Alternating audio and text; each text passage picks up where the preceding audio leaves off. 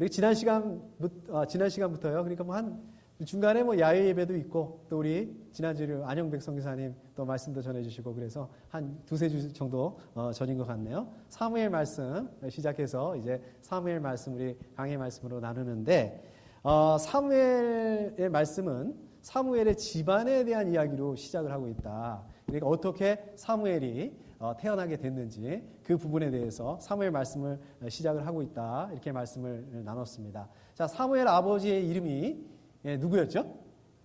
엘가나. 엘가나였습니다. 근데 사무엘 아버지한테는 두 아내가 2명 있었죠? 한나하고 분인나가 있었습니다. 근데 분인나는 아들하고 딸들이 있었습니다. 그런데 한나는 아이가 없었던 것 같아요. 아이가 없었던 게 같아요가 아니라 아이가 없었습니다. 그래서 분인나는 어떻습니까? 자기는 아이가 있는데 이 한나는 아이가 없다는 그것 때문에 한나를 업신여겼다고 하고 있고 한나를 괴롭혔다라고 이렇게 말씀을 하고 있습니다. 그리고 그 남편이죠. 남편이 한나를 위로하려고 합니다. 그러한 그 한나를 위로하려고 했는데 그게 한나에게는 전혀 위로가 되지 않았다. 그런 상황이었다. 우리가 그 부분에 대해서 우리 나눴었습니다. 자, 그러던 어느 날에 이제 오늘 말씀에 보니까 오늘 말씀 그렇게 시작하고 있죠. 한 번은 이렇게 시작을 하고 있습니다. 자, 한 번은 어느 날에 이제 엘가나의 그 식구들이 전부 다 이제 하나님의 성막으로 가서 거기서 제사를 드리고 이제 음식을 먹었습니다. 그러니까 지금 우리 식으로 하면 온 가족이 다 자동차를 이렇게 타고 교회에 와서 이제 예배를 드리고 예배가 끝난 다음에 이제 저쪽에 우리 친교실로 가서 같이 음식을 나누고 또 식사를 하고 점심을 먹고 그 다음에 이제 교제를 나누고 이제 그랬던 거죠. 그 자리에 누가 있었을까요? 엘가나를 비롯해서 뭐 분인나도 있었을 것이고 또 분인나의 아들과 딸들이 아마 그 자리에 있었을 것이고 또 한나도 거기 있었을 것입니다. 자, 그런데 그 한나의 입장에서 보면 어떻을까요? 그 자리가 불편했겠죠. 편하지 않았겠죠. 자, 그러니까 이제 한나가 슬쩍 일어나서 자리를 이제 피해서 나옵니다. 자, 그런데 그때 말씀에 누가 나옵니까? 제사장 엘리 얘기가 나오죠. 엘리는 그 엘가나의 식구들하고 같이 있지 않았던 것 같습니다. 엘가나는 어디에 있었다라고 얘기 나오고 있냐면 성막 입구에 의자를 놓고 그 의자에 앉아 있었던 것 같습니다. 앉아 있었다고 말씀하고 있습니다. 그러니까 우리 식으로 말하자면 저쪽 예배당 저쪽 뒤쪽에 이제 의자를 놓고 거기에 앉아 있었던 거예요. 왜 그랬을까요? 왜 제사장이 성막 입구에 거기에 이렇게 앉아 있었을까요? 우리 집사님들처럼 이렇게 안내하기 위해서 이렇게 있었을까요? 이제 그거는 아니고요. 그 의자가 이 권위의 상징입니다. 어떤 권위의 상징이냐면 제사장으로서의 그 권위이고 또 당시 그 이스라엘 백성들을 재판하는 판관, 사사라고 그러죠. 사사로서의 그 권위의 상징이었습니다. 그래서 그것을 이제 엘리가 그 의자에 앉아 있었던 겁니다. 자, 그런데 이제 그 한나는 어떻습니까? 그 식구들이 이렇게 교제 나누고 있는 그 자리를 떠나서 이제 그 성막 쪽으로 온 거예요. 엘리가 있는 성막 입구를 지나서 이제 슬쩍 나와가지고 지나서 이제 하나님에게로 갔던 것입니다. 하나님에게 가서 뭐 했을까요? 괴로운 마음을, 이 한나의 그 괴로운 마음을 정말 하나님 앞에서 울면서 기도를 했습니다. 이렇게 기도를 하죠. 그 11절에 보면 이 비천한 모습을 참으로 불쌍히 보시고 이렇게 기도하고 있습니다. 뭐가 비천하다는 겁니까? 뭘 불쌍히 여겨달라는 겁니까? 지금 한나는 어떻습니까? 아이가 없잖아요. 아이가 없다는 것 때문에 분인나가 막 그걸 가지고 업신여기고 자기를 괴롭히고 수모를 당하고 지금 이 모습이 어떻다고 있는 겁니까? 이게 지금 비천하다고 하는 거죠. 그렇죠? 그 다음에 이 아이가 없다는 것 때문에 이렇게 모욕을 당하고 이러한 그 자기를 불쌍히 여겨달라라고 이렇게 기도하고 있는 것입니다. 그래서 이러한 자기를 기억해달라, 이러한 자기를 잊지 말아달라라고 이렇게 기도하고 있는 것입니다. 그 다음에 계속해서 보면 또 이렇게 기도하죠. 이 종에게 아들을 하나 허락하여 주시면 이렇게 기도하고 있어요. 이거죠. 결국 이거죠. 그러니까 이제 한나가 지금 이렇게 하나님 앞에 나와서 자기가 뭐 비천하다, 뭐 불쌍히 여겨달라, 자기를 기억하고 잊어버리지 말아달라라고 이렇게 얘기를 하기 위한 것들이 이것들이 결국은 아들을 달라. 지금 이 말하기 위해서. 지금 이 기도하기 위해서 지금 그 전에 이렇게 얘기를 했던 거죠. 이게 그러니까 키포인트입니다. 자, 그런데요, 그 다음을 보면 또 이렇게 기도하고 있습니다. 저는 그 아이의 한평생을 주님께 바치고 삭도를 그의 머리에 대지 않도록 하겠습니다. 그러니까 하나님께서 한나 자기에게 아들을 주시면 그 아들을 다시 하나님께 바치겠다는 거예요. 다시 하나님께 바치는데 이렇게 바치는 사람을 뭐라고 그러죠?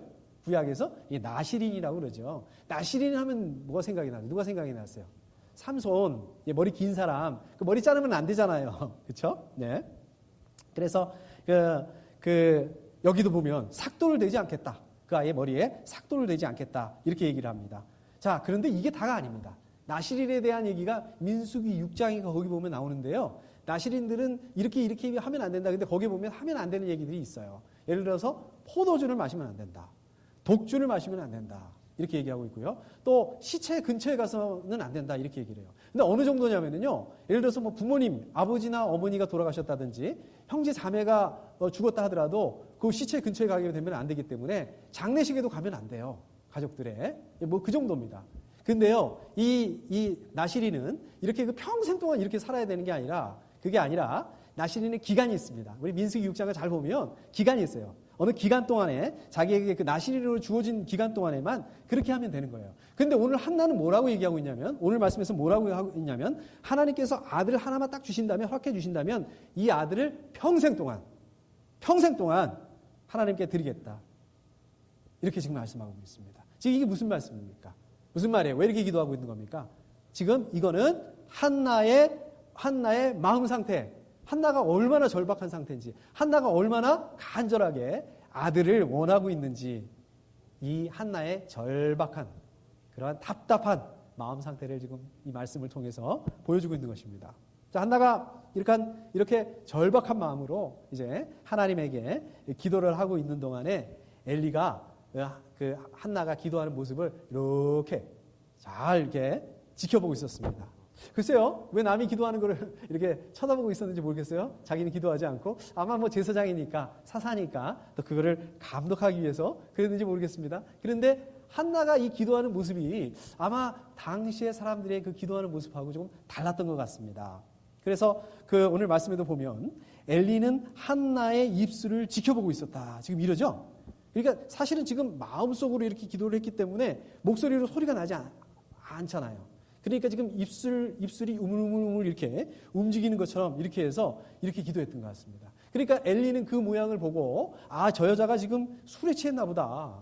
술에 취해가지고 저렇게 있나 보다. 지금 이렇게 생각을 하고 꾸짖습니다. 우리 성경에서 뭐라고 그러냐면 언제까지 술에 취해 있을 것이요.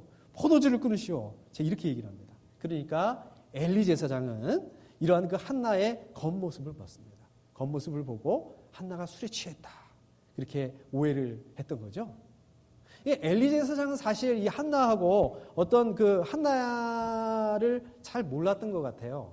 그 한나가 나중에 이제 사무엘을 낳은 다음에 이런 말을 한단 말이에요. 엘리 제사장한테 와서 이런 말을 하죠. 그게 26절에 보면 제사장님 나를 기억하시겠습니까? 내가 주님께 기도를 드리려고 이곳에 와서 제사장님과 함께 서 있었던 바로 그 여자입니다. 지금 이렇게 얘기를 합니다. 그러니까 지금 엘리는 한나가 지금 어떤 상황에 있는지, 한나가 지금 그 마음에 억울하고 원통하고 뭐 이제 이런 것들, 이런 상황들에 대해서 아이가 없고 이런 부분들에 대해서 잘 몰랐던 것입니다. 이게 왜 그러냐면요. 한나하고 이 제사장 엘리하고 무슨 특별한 관계가 연결되어 있지 않았기 때문에 아마 그럴 것 같아요. 그런 것 같습니다.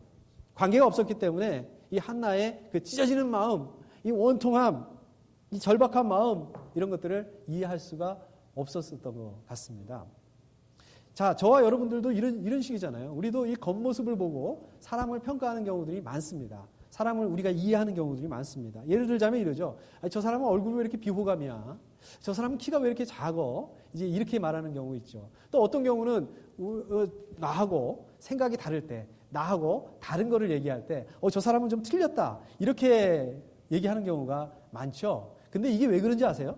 이게 어떤 그 사람들에 대한 선입견이나 편견을 가지고 있기 때문에 뭐 그렇다라고 생각할 수 있습니다. 물론 맞죠. 어떤 그 선입견이나 편견이 있기 때문에 그렇게 할 수도 있죠. 그런데요, 또 하나 있습니다. 그게 그 사람에 대해서 잘 모르기 때문에 그렇습니다. 그러니까 그게 그 사람에 대한 어떤 관계가 있지 않기 때문에 그렇습니다. 예를 들어서 우리가 가족 관계라고 한번 생각을 해보세요. 내 가족인데 그 가족이 비호감이라고 생겼다. 그러면 비호감이다 이렇게 얘기하지 않아요. 어우, 남자답게 생겼어. 개성 있게 생겼어. 이렇게 얘기를 한단 말이에요.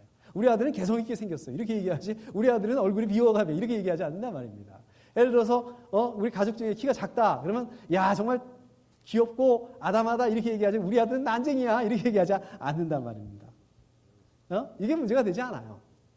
결국은 이게 관계의 문제라는 거죠. 오히려 자기가 다른 사람들한테 이해를 시키려고 노력을 해요. 이게 왜 비호감이 아니라는 거, 이게 키가 작은 게 아니라는 거에 대해서 이렇게 이해시키려고 노력한다는 겁니다. 그러니까 이 사람이 지금 우리 목장 식구라는 특별한 그런 그 관계로 연결이 돼 있을 때, 이 사람이 우리 교회의 교회 가족이라는 그러한 그 특별한 그 관계로 연결이 돼 있을 때, 내가 잘 아는 그런 사람일 때, 내가 잘 알고 있을 때, 저 사람이 생각하는 게 좀 나하고 달라요. 저 사람이 좀 나하고 다르게 얘기해요. 그렇다 하더라도 그것에 대해서 이해를 할 수가 있다는 거예요. 그것에 대해서 틀렸다라고 얘기하지 않는다는 것입니다. 그러니까 어떤 지금 그 사람의 그 찢어지는 마음, 간절한 마음, 이 절박한 마음, 이런 것들을 이해할 수가 있다는 라는 거예요. 그러니까 그런 특별한 관계에 있을 때 그 사람에 대해서 공감을 하게 되고 그 사람을 진심으로 위로할 수 있고 격려할 수 있고 그 사람에 대해서 충고기도 할 수 있게 된다는 것입니다.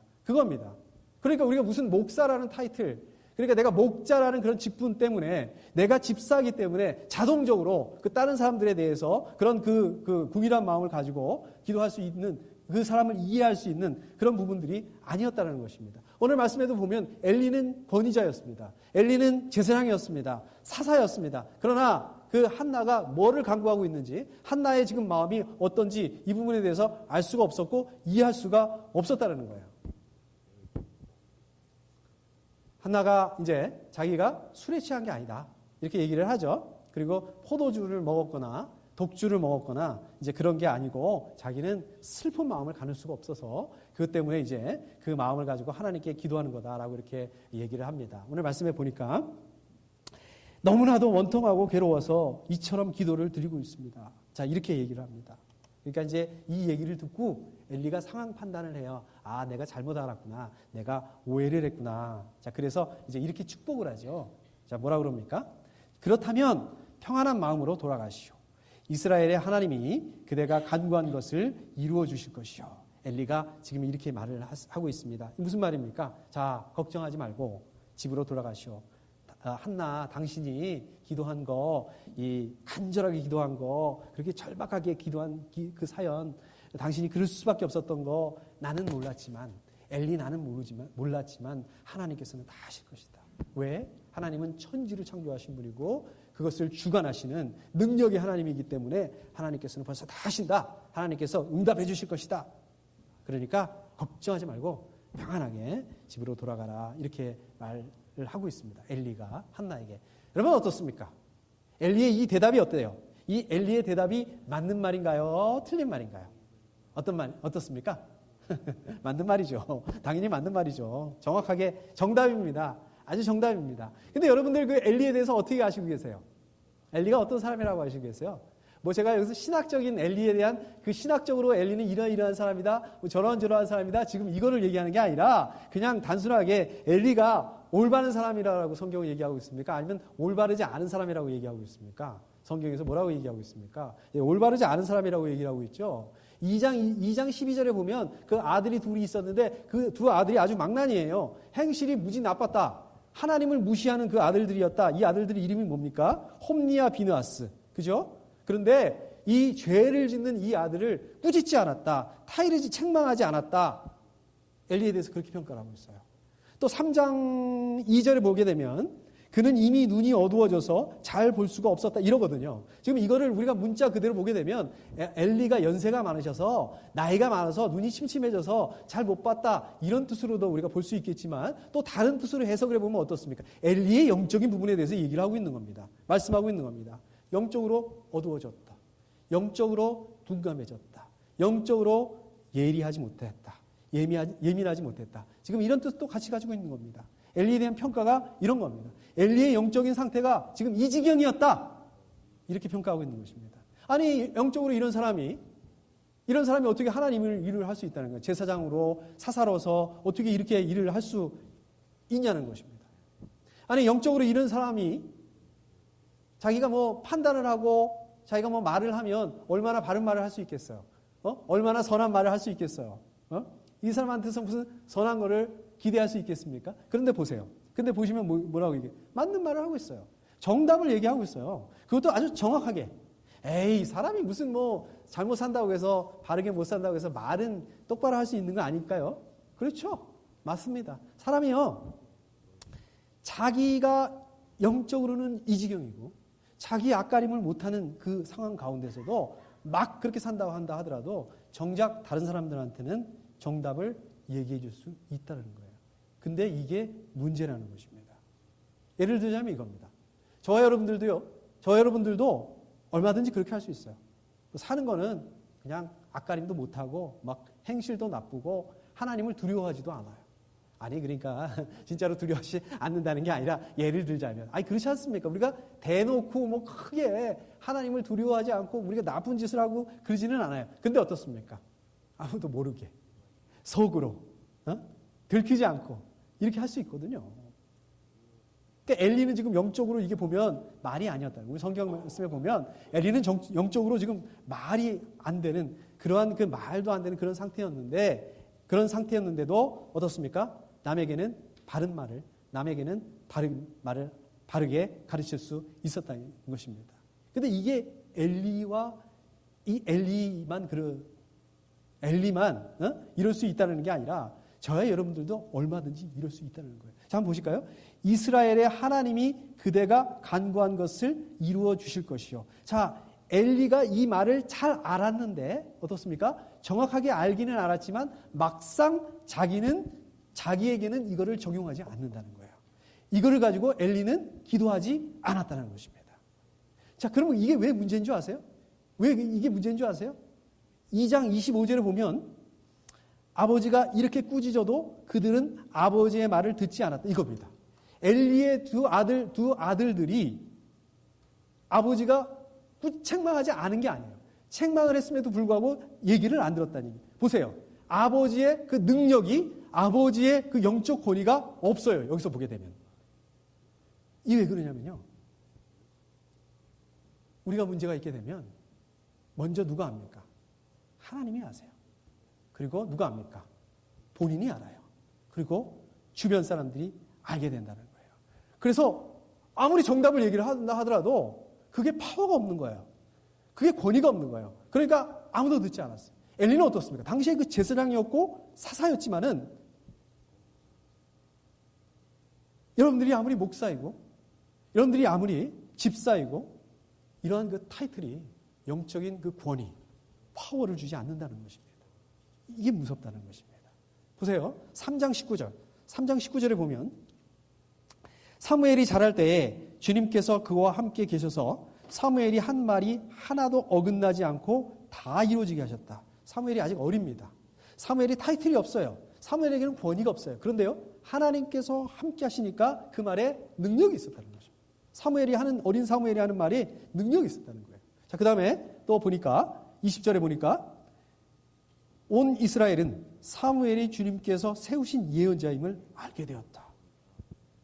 사람들이 타이틀과 관계없이 나이와 관계없이 권위와 관계없이 사무엘에게 하나님과 함께 하시는 것을 알게 되었다는 겁니다.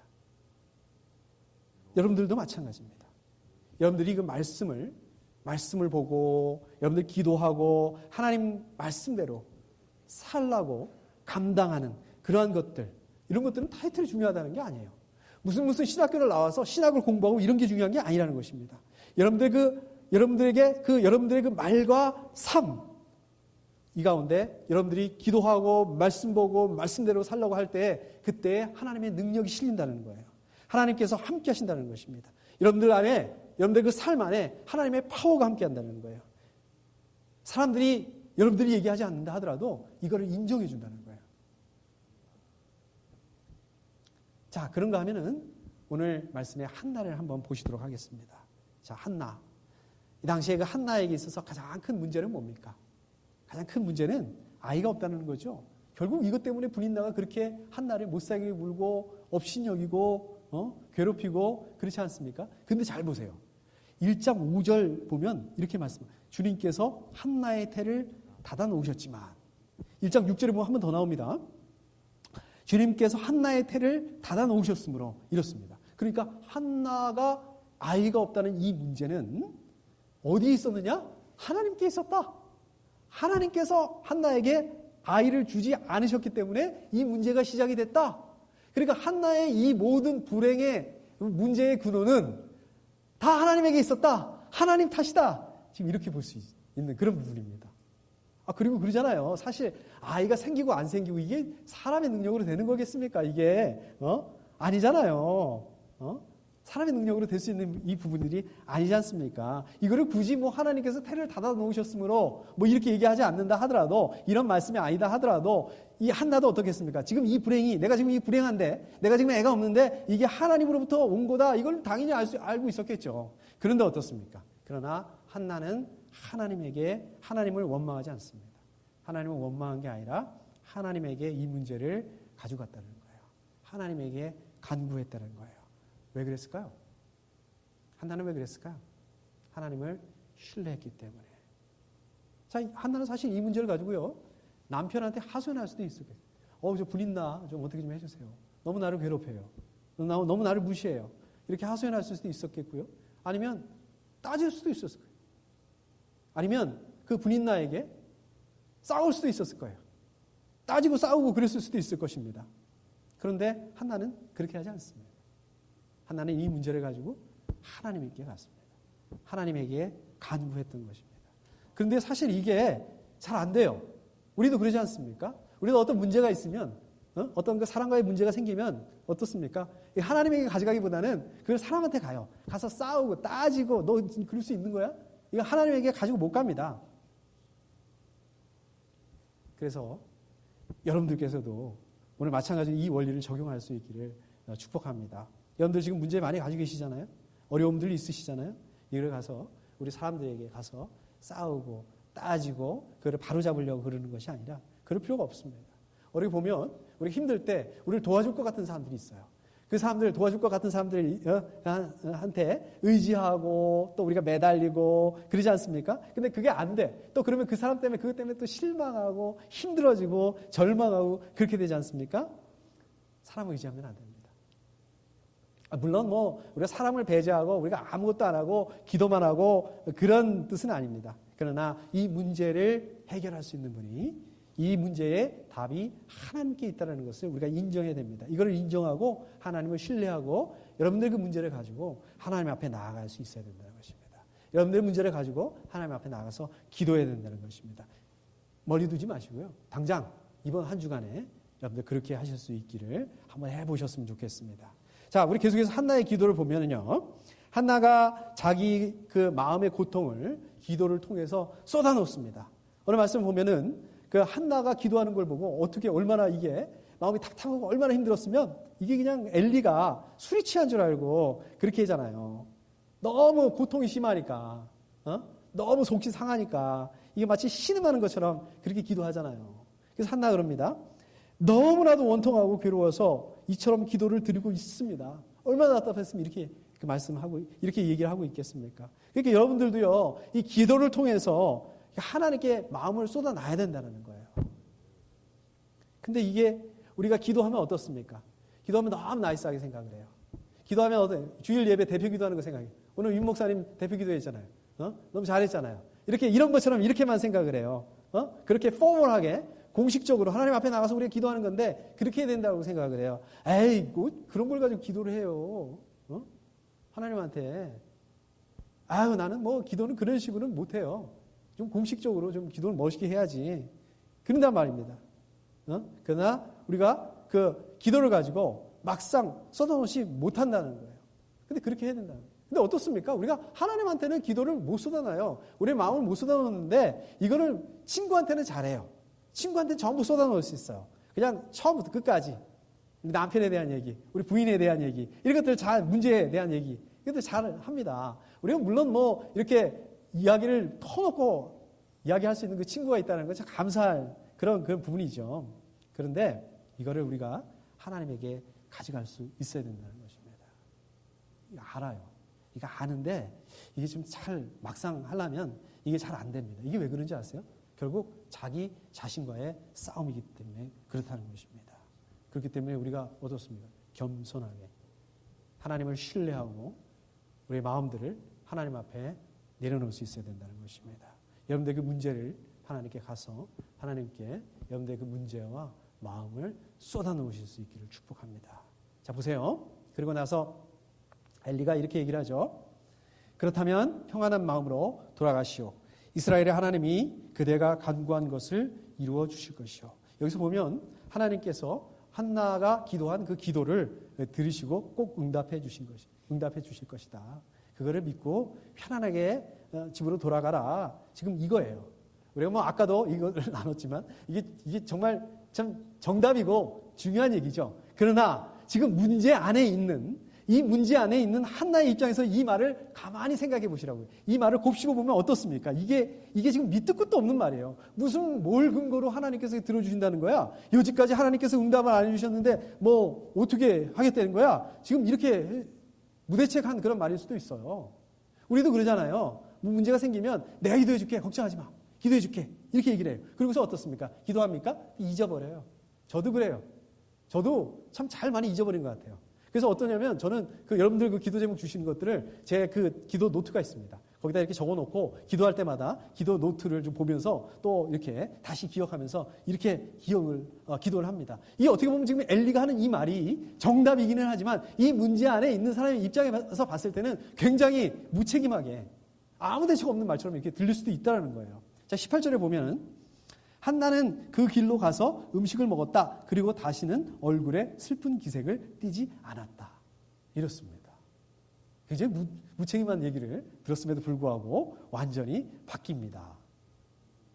7절에 보면 뭐라고 그랬습니까? 한나가 그 문제 때문에 우느라고 먹지도 않았다라고 그랬고요. 8절에 보면 늘 슬퍼하기만 했다. 이렇게 얘기를 하고 있습니다. 그런데 오늘 보면 완전히 바뀌었어요. 음식을 이제 먹고 그 다음에 다시는 얼굴에 슬픈 기색을 가지지 않았다. 대반전이죠. 무슨 일이 일어났을까요? 한나한테 무슨 일이 일어났기 때문에 무슨 일이 일어나서 이렇게 한나가 바뀌게 됐을까요? 자, 오늘 말씀을 보십시오. 우리 입장에서 한번 말씀을 보십시오. 말씀을 보시면 바뀐 게 하나도 없어요. 한나의 상황이 바뀐 게 전혀 없다는 얘기입니다. 하나님께서 한나를 바꿔주신 게 하나도 없어요. 뭐 한나에게 아들을 주신 것도 아니잖아요. 아직 아들을 주신 거 아니잖아요. 그 다음에 뭐 주변에 그렇게 한나를 괴롭히고 있는 그 분인나 그대로 있습니다. 그냥 그 순간에도 계속해서 분인나는 한나를 괴롭혔는지도 모르겠어요. 우리 성경에 나와 있지 않지만 막 없인 여기고 또 집으로 돌아가면서도 그랬는지 모르겠어요. 그런데 잘 보면 바뀐 게 하나 있습니다. 뭡니까? 19절에 보면 주님께서 한나를 기억하여 주셨다. 이렇게 말씀하고 있습니다. 주님께서 한나를 기억하여 주셨다. 저 여러분들도 기도합니다. 우리 열심히 기도하죠? 근데 뭘 기도하는지 아세요? 여러분들 우리 기도하면서 뭘 기대하고 뭘 바라보고 있는지 아세요?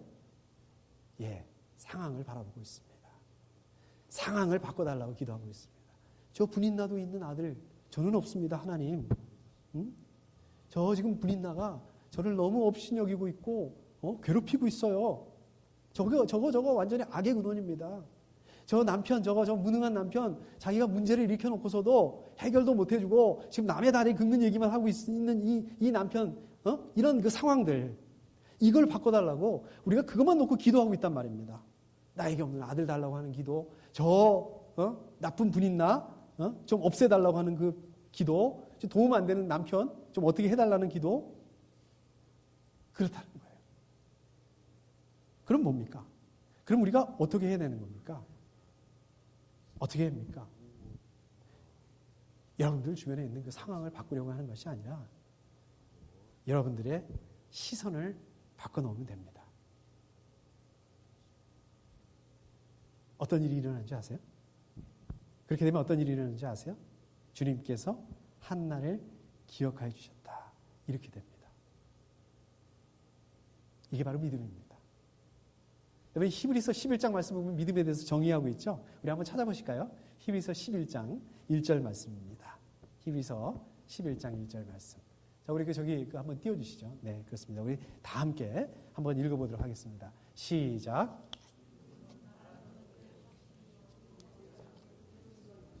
예, 감사합니다. 그렇습니다. 여기서 보면 믿음이 뭐라고요? 저와 여러분들이 여러분들과 제가 바라고 있는 거, 그래서 지금도 기도하고 있는 거, 그거를 하나님께서 들어주신다는 이 확신이라는 것입니다. 지금 그게 보이지는 않습니다. 어떻게 보여요, 확신이? 보이지는 않지만 그걸 여러분들과 제가 바라고 있는 거, 기도하고 있는 거, 이거를 하나님께서 응답해 주신다고 하는 증거, 그게 믿음이라는 것입니다. 그런데 하나님께서 한나를 기억해 주시니까 무슨 일이 일어나는지 아십니까? 무슨 일이 일어납니까? 20절에 보니까, 우리가 같이 읽지는 않았지만 20절에 보면 한나가 임신을 하고 다리 차서 아들을 낳았다. 드디어 간절한 기도가 응답이 되죠. 계속해서 보면 뭐라고 합니까? 한나는 주님께 구하여 얻은 아들이라고 하여 그 아이의 이름을 사무엘이라고 지었다. 자, 한나가 지금 간절히 기도했잖아요. 아들 하나만 허락해 주시면 막 이렇게 허락해달라고 이렇게 간구해서 기도한 거지 않습니까? 그래서 그 이름의 뜻을 우리 성경 밑에 보면 주석에 나오죠. 그 사무엘이 어떤 뜻인지 나오죠. 하나님이 들으셨다 이런 뜻이에요. 그런 뜻을 가진 그 이름 사무엘이라고 이렇게 지었다라고 이렇게 말씀하고 있습니다. 그런데 하나님께서 한나를 지금 기억해 주시니까, 하나님께서 들으니까, 하나님께서 들으시니까 어떤 일이 일어나는지 아세요? 한나는 하나님께서 저를 이렇게 불쌍히 여겨주시면 이렇게 간구하는데 그 아들이 하나님의 뜻대로 평생을 살 수 있게 하겠다라고 이렇게 기도했단 말입니다. 아들 하나 놓고 이렇게 기도했단 말입니다. 한나가 이렇게 기도하지 않았어요. 사무엘을, 그 아들을 훌륭한 사사를 만들고, 사무엘을 그 위기에 빠진 그 이스라엘을 구하는 그 영웅으로 만들고, 그 다음에 그 영적으로 이 문제가 있는 그러한 그 이스라엘을 영적인 부흥을 일으키게 하고, 또 그 사무엘을 통해서 왕을 세우고, 또 다윗을 세우고, 다윗을 통해서 인류를 구원할, 모든 사람들을 구원할 예수가 오게 하고, 이렇게 거창하게 기도하지 않았다는 것입니다. 그냥 아들 하나만 달라고 이렇게 기도했습니다. 그런데 하나님께서 한나를 기억해 주시니까, 하나님께서 그 기도를 들어주시니까 아들을 주셨을 뿐만 아니라 기도하지도 않은 사무엘을 통해서 사무엘을 이스라엘의 사사로 세워주시고, 또 이 위기에 빠진 이스라엘을 구해주시고, 다윗 왕을 세우시고, 또 이 다윗을 통해서 인류를 구원할 예수님을 예비하시도록 이렇게 하셨다는 거예요. 어마어마하게, 거창하게 하셨다는 것입니다.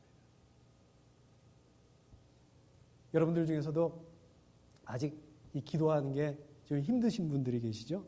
기도는 너무 밑도 끝도 없어요. 기도는 별로 현실성이 없어요. 이렇게 생각하시는 분이 있으시죠. 그래서 기도하는 게 너무 힘들어요. 기도는 종교적인 거고, 기도는 교회 와서 우리 예배 시간에 하는 게 기도지, 이렇게 생각하시는 분들이 있을 수 있습니다. 그런데 기도야말로 여러분들이 가지고 있는 그 문제를 해결할 수 있는 가장 근본적이고 가장 구체적인 방법인 것입니다. 여러분들 중에는 아직도 기도하지만 기도가 응답이 되지 않아서 너무 그것 때문에 마음이 어려운 분들도 있으시죠. 이거 안 당해 보신 분들은 모릅니다. 너무 힘듭니다. 제가 잘 알잖아요. 제가 그랬잖아요. 제가 저번에도 나눴지만 저 부모님을 위해서 기도를 오래 했습니다.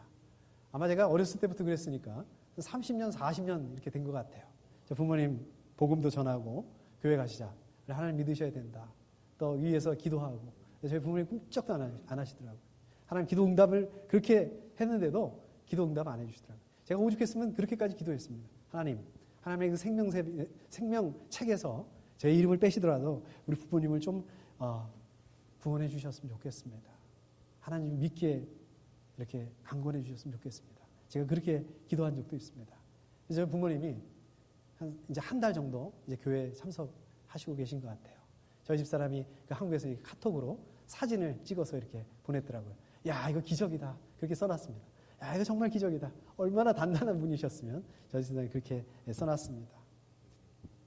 저는 이분들이 이제 하나님을 교회에 출석할 뿐만 아니라 하나님을 또 알아가고 예수님을 영접할 수 있는 그 시간이 올 것이라 믿습니다.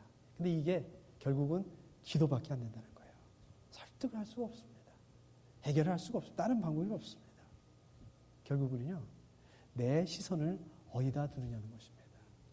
내 시선을 우리가 상황에 두고요. 이거를 자꾸 우리가 바꿔달라고 기도를 하고 있거든요. 우리 주변에 있는, 여러분들 주변에 있는 상황들을 바꿔달라고 기도하고 있거든요. 근데 그게 아니라는 거예요. 간단해요. 그거 다 바꾸는 게 아니라 하나만 바꾸면 됩니다. 내 시선만 바꾸면 된다는 것입니다. 이것만 바꾸면 끝난다는 거예요. 기도요? 거창한 게 아닙니다. 오늘 말씀에서 보면 한나가 그렇게 했던 것처럼 그냥 여러분들이 가지고 있는 그 문제를 하나님에게 가지고 가면 되는 거예요. 이게 거창한 게 아닌데 그렇게 힘들다면 그냥 여러분들이 가지고 있는 이 간절한 마음, 여러분들이 가지고 있는 이 절박함, 이걸 가지고 하나님 앞에 내놓으시는 것입니다. 지금 기도하고 있는 거, 이거 하나님 들으실 것이다. 믿는 거예요. 확신하는 거예요. 이게 보이지가 않습니다. 답답하죠?